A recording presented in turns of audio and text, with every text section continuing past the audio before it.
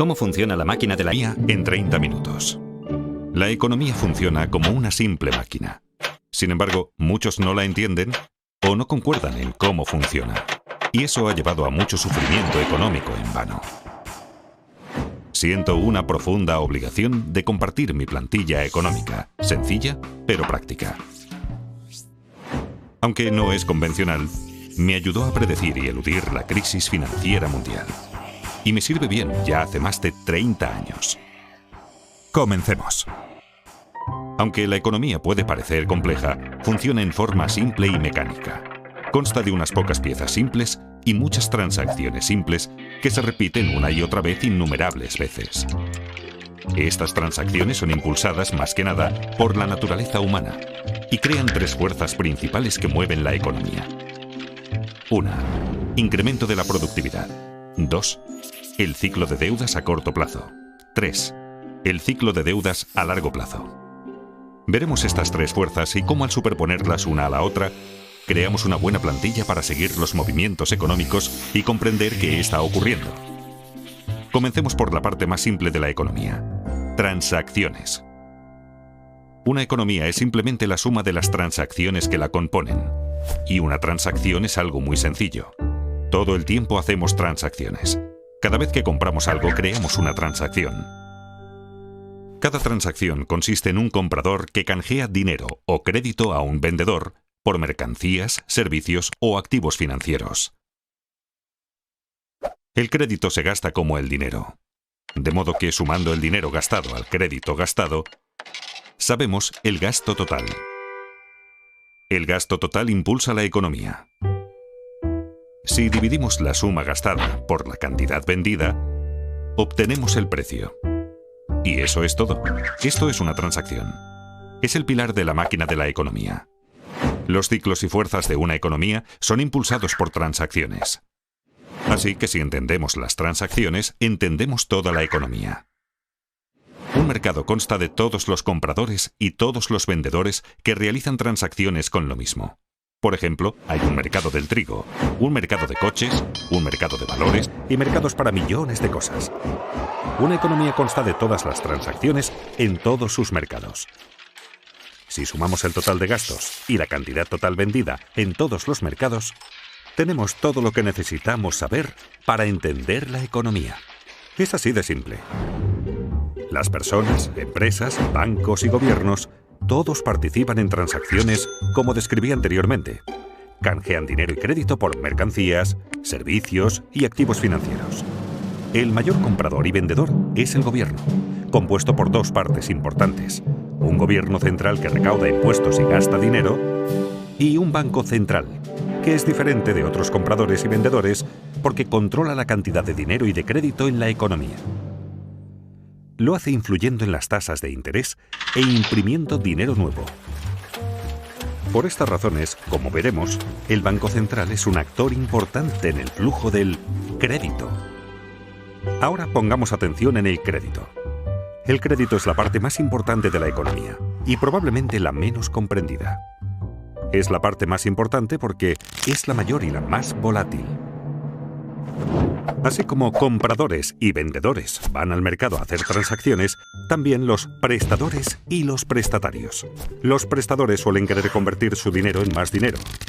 Y los prestatarios suelen querer comprar algo que no pueden pagar, como una casa o un coche, o quieren invertir en algo como iniciar una empresa.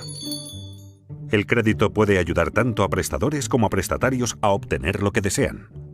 Los prestatarios prometen devolver la suma prestada llamada el capital, más una suma adicional llamada interés. Cuando las tasas de interés son altas, se toman menos préstamos porque son caros. Cuando las tasas de interés son bajas, se toman más préstamos porque son más baratos.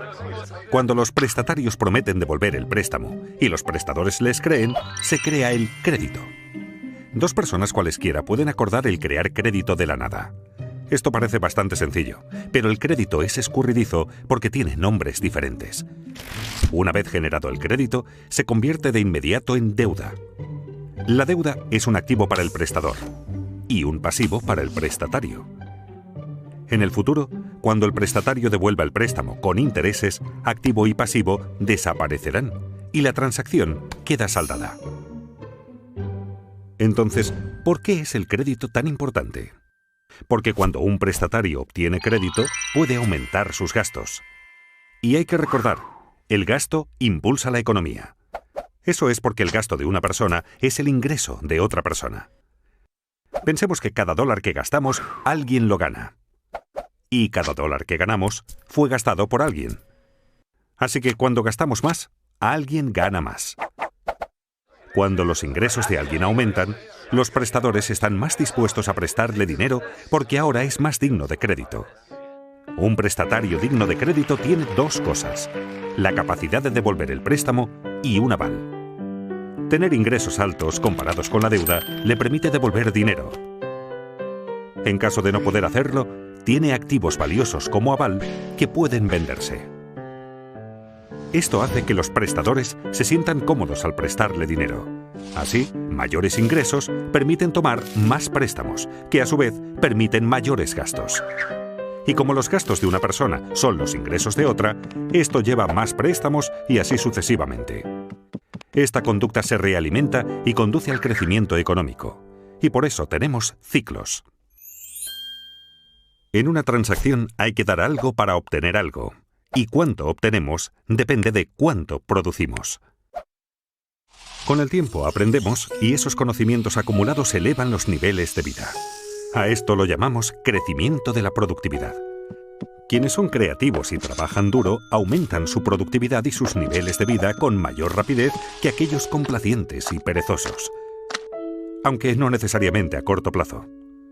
La productividad cuenta más a largo plazo. El crédito a corto plazo. Esto es porque el crecimiento de la productividad no fluctúa mucho, así que no es un propulsor importante de los vaivenes económicos.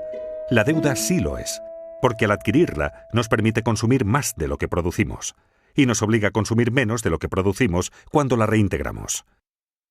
Los vaivenes de la deuda siguen dos grandes ciclos. Uno de entre 5 a 8 años, y el otro de entre 75 a 100 años aproximadamente. Aunque la mayoría de la gente siente los vaivenes, habitualmente no los ve como ciclos porque los ve demasiado de cerca, día a día, semana a semana.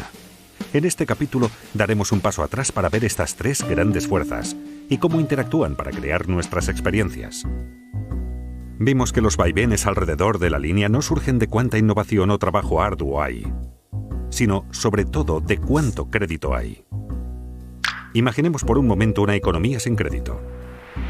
En esta economía solo puedo aumentar mis gastos si aumento mis ingresos, lo cual me exige ser más productivo y trabajar más. Una productividad mayor es el único camino hacia el crecimiento. Como mis gastos son los ingresos de otra persona, la economía crece cada vez que yo u otro cualquiera es más productivo. Si seguimos las transacciones y las mostramos, vemos una progresión como la línea de crecimiento de la productividad. Pero como tomamos préstamos, tenemos ciclos. Esto no surge de ninguna ley o reglamento, sino de la naturaleza humana y de cómo funciona el crédito. Pensemos en tomar préstamos como estirar los gastos hacia adelante. Para comprar algo que no podemos permitirnos, hay que gastar más de lo que se gana. Para ello, debemos tomar prestado de nuestro propio futuro. Así creamos un tiempo en el futuro en el que deberemos gastar menos de lo que ganamos para poder devolverlo. Muy rápidamente se asemeja a un ciclo. En esencia, cada préstamo que tomamos crea un ciclo. Esto es tan cierto para un individuo como para la economía. Por eso es tan importante entender el crédito, porque pone en marcha una serie de acontecimientos futuros, mecánicos y predecibles. Esto diferencia el crédito del dinero. El dinero es aquello con que saldamos transacciones. Cuando compramos una cerveza con efectivo, la transacción queda saldada de inmediato. En cambio, si la compramos con crédito, es como abrir una cuenta en el bar. Prometemos pagar en el futuro. Y junto al barman, creamos un activo y un pasivo. Acabamos de crear crédito de la nada. Solo más tarde, al pagar la cuenta del bar, desaparecen el activo y el pasivo. La deuda se esfuma y la transacción está saldada. En realidad, lo que la mayoría llama dinero es de hecho crédito. El total de crédito en Estados Unidos es de unos 50 millones de dólares y el total del dinero circulante es de apenas unos 3 millones de millones. Recordemos, En una economía sin crédito, la única forma de gastar más es producir más. Pero en una economía con crédito, también podemos gastar más pidiendo préstamos. Como resultado, en una economía con crédito el gasto es mayor, permitiendo a los ingresos subir más rápido que la productividad a corto plazo, pero no a largo plazo. Ahora bien, no me malinterpreten. El crédito no es necesariamente algo malo que solo causa ciclos. Es malo cuando financia un exceso de consumo que no puede reembolsarse. Sin embargo, es bueno cuando asigna recursos con eficacia y produce ingresos que nos permiten devolver la deuda. Por ejemplo, si tomamos un préstamo para comprar una televisión grande, el aparato no genera ingresos para que devolvamos lo prestado. Pero si tomamos un préstamo para comprar un tractor y así poder cosechar mayores cultivos y ganar más dinero, podremos devolver lo prestado y mejorar nuestro nivel de vida. En una economía con crédito, podemos seguir las transacciones y ver cómo el crédito genera crecimiento. Veamos un ejemplo. Imaginemos que ganamos $100.000 anuales y no tenemos deuda alguna. Entonces, si nos prestan $10.000, supongamos que en una tarjeta de crédito podríamos gastar $110.000, aunque en realidad solo ganamos $100.000. Como mis gastos son los ingresos de otro, alguien está ganando $110.000. La persona que está ganando $110.000 sin tener deuda alguna puede tomar prestados $11.000 y así gastar $121.000, aunque en realidad solo ganó $110.000. Sus gastos son los ingresos de otro, y siguiendo las transacciones podemos comenzar a ver cómo este proceso sigue una pauta que se refuerza a sí misma. Pero recordemos, tomar préstamos crea ciclos. Y si el ciclo sube, en algún momento deberá bajar. Esto nos lleva al ciclo de deuda a corto plazo. Cuando aumenta la actividad económica, vemos una expansión. La primera fase del ciclo de deudas a corto plazo. El gasto sigue creciendo y los precios comienzan a subir. Esto ocurre porque el mayor gasto es alimentado por el crédito, que puede crearse instantáneamente de la nada. Cuando el gasto y el ingreso aumenta más rápido que la producción de bienes, los precios suben. La subida de precios se llama inflación. El Banco Central no desea demasiada inflación porque causa problemas. Al ver que los precios suben, el banco sube las tasas de interés. Con tasas de interés más altas, menos personas pueden permitirse tomar préstamos y el coste de las deudas existentes sube. Por ejemplo, suben los pagos mensuales de nuestras tarjetas de crédito. Como la gente toma menos prestado y tiene que pagar más por sus deudas, tienen menos dinero disponible para gastar y el gasto se ralentiza. Y como los gastos de una persona son los ingresos de otra, los ingresos bajan y así sucesivamente. Cuando la gente gasta menos, los precios bajan. Eso se llama deflación. La actividad económica disminuye y tenemos una recesión. Si la recesión se torna demasiado grave y la inflación ya no es un problema, el Banco Central bajará las tasas de interés para que todo vuelva a remontar. Con tasas de interés bajas, los reintegros de las deudas se reducen, se toma más prestado y se gasta más, y vemos otra expansión. Como vemos, la economía funciona como una máquina. En el ciclo de deuda a corto plazo, el gasto se restringe solo por la voluntad de prestadores y prestatarios de dar y recibir crédito. Cuando el crédito se obtiene con facilidad, hay expansión económica. Cuando no se obtiene fácilmente, hay una recesión. Y atención, este ciclo es controlado en primer lugar por el Banco Central. El ciclo de deuda de corto plazo suele durar de 5 a 8 años y se repite una y otra vez durante décadas. Pero notarán que la parte inferior y la superior de cada ciclo terminan con mayor crecimiento que el ciclo anterior y con más deuda. ¿Por qué? Porque la gente lo empuja. Se inclina más a tomar préstamos y gastar que a pagar deudas. Es la naturaleza humana. Por eso mismo, a la larga, las deudas crecen más rápido que los ingresos, creando el ciclo de deudas a largo plazo. Aunque la gente está más endeudada, los prestadores dan crédito con mayor facilidad. ¿Por qué? Porque todos consideran que las cosas van muy bien. La gente piensa solo en los acontecimientos recientes.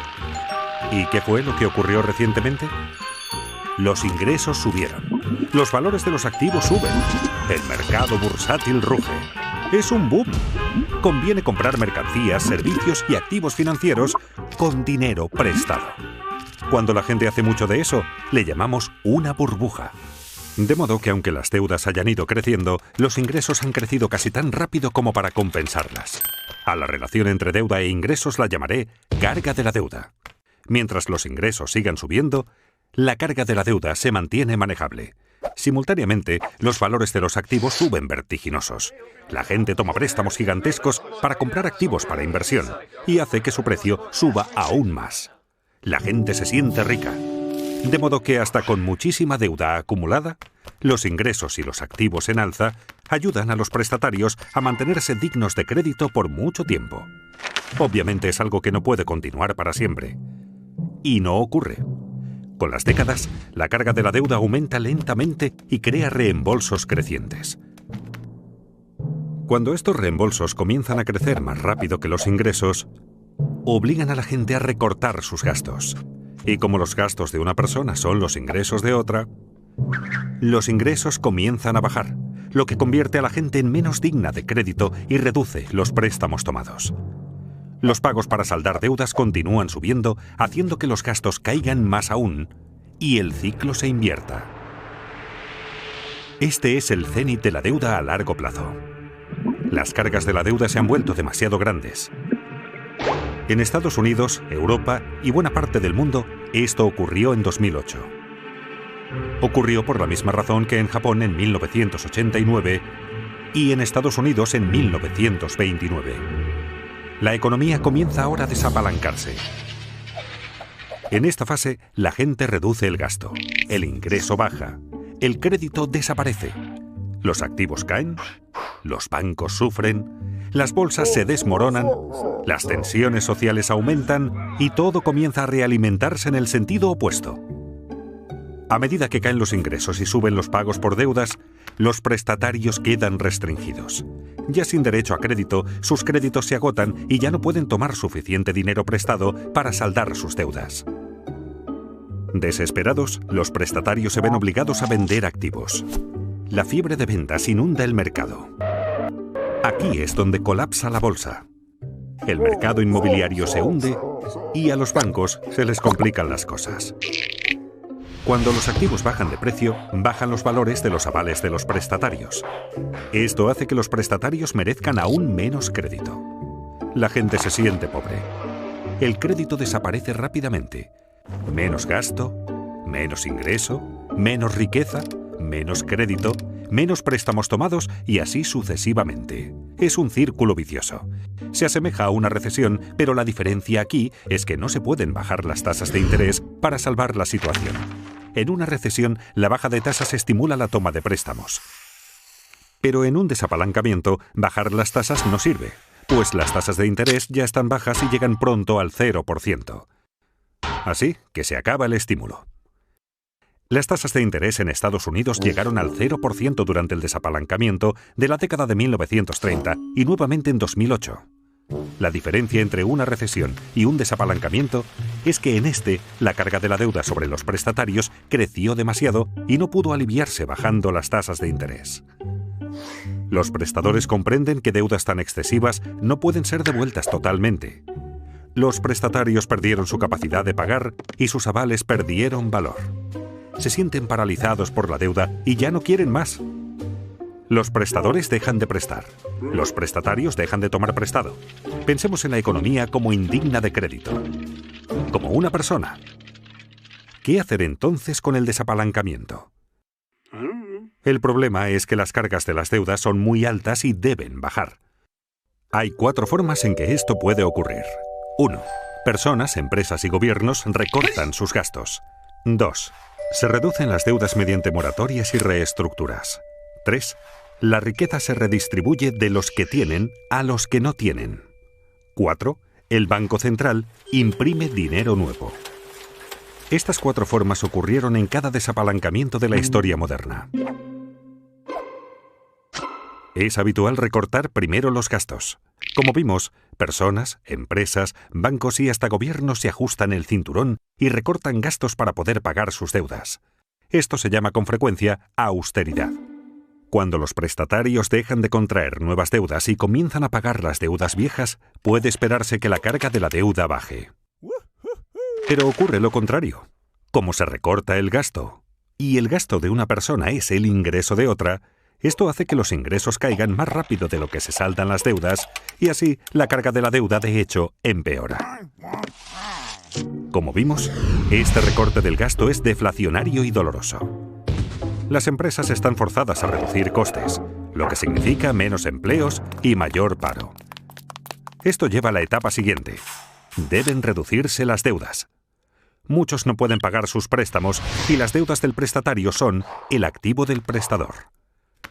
Cuando los prestatarios no pagan al banco, la gente teme que el banco no pueda pagarle lo suyo y corre a retirar su dinero del banco. Los bancos quedan restringidos y la gente, las empresas y los bancos dejan de pagar sus deudas. Esta grave contracción económica es una depresión. Buena parte de una depresión consiste en descubrir que lo que suponíamos era nuestra riqueza no está.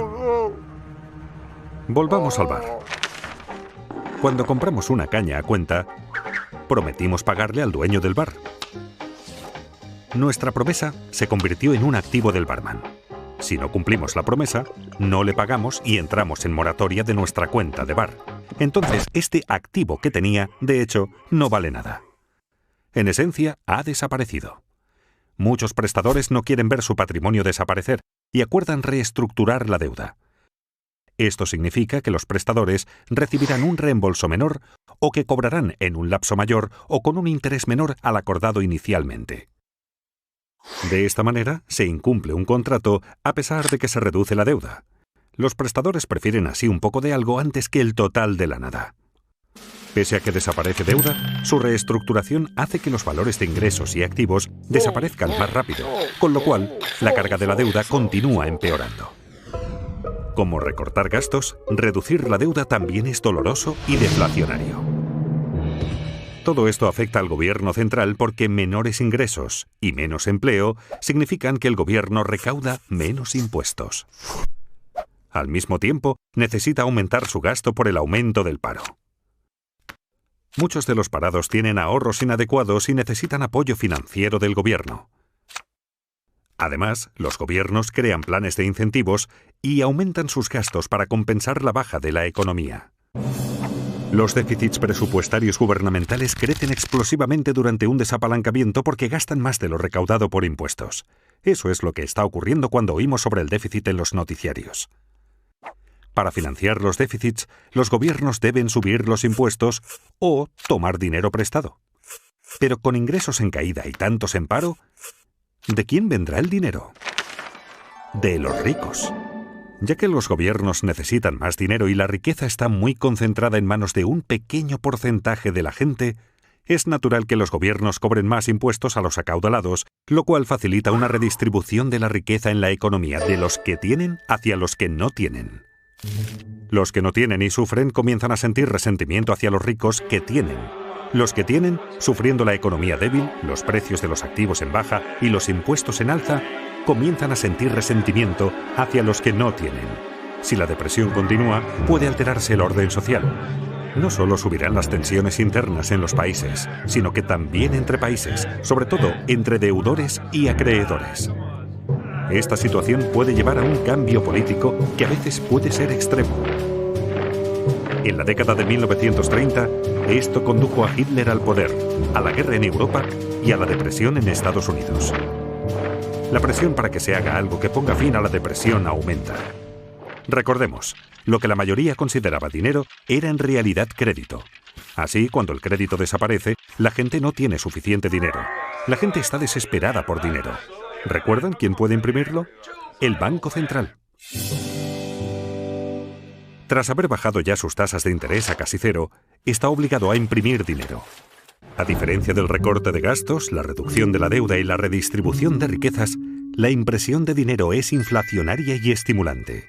Inevitablemente, el Banco Central imprime dinero nuevo, de la nada, que usa para comprar activos financieros y bonos del gobierno. Ocurrió en Estados Unidos durante la Gran Depresión y nuevamente en 2008, cuando su Banco Central, la Reserva Federal, imprimió más de 2 millones de dólares. Otros bancos centrales del mundo que podían también imprimieron mucho dinero. Comprar activos financieros con este dinero ayuda a elevar los precios de los activos, volviendo a la gente más digna de crédito. Pero esto ayuda solo a los que tienen activos financieros. Y es que el Banco Central puede imprimir dinero, pero solo puede comprar activos financieros. El Gobierno Central, por su parte, puede comprar bienes y servicios y pasar dinero a la gente, pero no puede imprimir dinero. Así que para estimular la economía, los dos deben cooperar. Comprando bonos del gobierno, el Banco Central en esencia presta dinero al gobierno, permitiéndole mantener un déficit y aumentar el gasto en bienes y servicios mediante sus programas de incentivos y de seguros de paro. Esto aumenta los ingresos de la gente, así como la deuda del gobierno. Sin embargo, reducirá la carga total de la deuda en la economía. Este es un momento de gran riesgo. Quienes formulan las políticas deben equilibrar las 4 formas en que se reduce la carga de la deuda. Las formas deflacionarias deben equilibrar a las inflacionarias para mantener la estabilidad. Si se equilibran correctamente, puede producirse un desapalancamiento hermoso. Y es que un desapalancamiento puede ser feo o hermoso. ¿Cómo puede ser hermoso? Aunque un desapalancamiento es una situación difícil, manejar óptimamente una situación difícil es algo hermoso. Mucho más bello que los excesos desequilibrados y alimentados con deuda de la fase de apalancamiento. En un desapalancamiento hermoso, las deudas disminuyen respecto de los ingresos. El crecimiento económico real es positivo y la inflación no es un problema. Se obtiene con el equilibrio correcto. El equilibrio correcto exige cierta mezcla de recorte de gastos, reducción de la deuda, transferencia de riquezas e impresión de dinero para mantener la estabilidad económica y social. La gente pregunta si la impresión de dinero causará inflación. No, si compensa el crédito que cae. Recordemos, el gasto es lo que importa. $1 de gastos pagado con dinero afecta a los precios igual que $1 de gastos pagado con crédito. Imprimiendo dinero, el Banco Central puede compensar la desaparición de crédito con un aumento de la cantidad de dinero. Para cambiar esta situación, el Banco Central necesita no solo fomentar el crecimiento de los ingresos, sino lograr que la tasa de crecimiento del ingreso supere la tasa de interés sobre la deuda acumulada. ¿Qué quiero decir con ello? En esencia, los ingresos deben crecer más rápido que las deudas. Por ejemplo, supongamos que un país en desapalancamiento tiene una relación deuda-ingreso del 100%. Esto significa que su deuda total es igual a los ingresos del país entero en un año. Pensemos ahora en la tasa de interés sobre esa deuda, digamos que del 2%. Si la deuda crece al 2% por esa tasa de interés y el ingreso crece solo al 1%, jamás se reducirá la carga de la deuda. Se necesita imprimir suficiente dinero para que la tasa de crecimiento del ingreso supere a la tasa de interés. No obstante, es fácil abusar de la impresión de dinero por ser tan fácil y porque la gente la prefiere a las alternativas. La clave es evitar imprimir demasiado dinero y provocar una inflación inaceptablemente alta, como hizo Alemania en el desapalancamiento de la década de 1920. Si los responsables logran el equilibrio correcto, un desapalancamiento no es tan dramático. El crecimiento es lento, pero las cargas de la deuda bajan. Así es un desapalancamiento hermoso. Con los ingresos en alza, los prestatarios comienzan a parecer más dignos de crédito. Y cuando esto ocurre, los prestadores vuelven a prestar. Las cargas de las deudas comienzan por fin a bajar. Al poder tomar préstamos, la gente puede gastar más. La economía comienza ahora a crecer nuevamente hacia la fase de reflación del ciclo de deudas a largo plazo. Aunque el desapalancamiento puede ser horrible si se maneja mal, cuando se maneja adecuadamente, solucionará el problema. Lleva unos 10 años o más el que las cargas bajen y la actividad económica retorne a la normalidad. Y de ahí la expresión década perdida. En conclusión, por supuesto, la economía es un poco más compleja de lo que esta plantilla sugiere. Pero superponiendo el ciclo de deuda a corto plazo al de deuda a largo plazo, y a ambos encima de la línea de crecimiento de la productividad, obtenemos un modelo razonable para ver dónde hemos estado, dónde estamos y hacia dónde es probable que vayamos. En resumen, hay 3 reglas prácticas que me gustaría que les quedaran de esta charla. La primera, que la deuda no crezca más rápido que los ingresos, porque las cargas de la deuda terminarán aplastándonos. La segunda, que los ingresos no crezcan más rápido que la productividad, porque eso nos hará no competitivos. Y la tercera, hacer todo lo posible para aumentar la productividad, pues a largo plazo es lo que más importa. Son consejos sencillos para todos, incluidos los responsables de políticas. Sorprendentemente, la mayoría de la gente, y también de los responsables de políticas, no presta atención suficiente a esto. Esta plantilla ha funcionado en mi caso, y espero que funcione en el vuestro. Muchas gracias.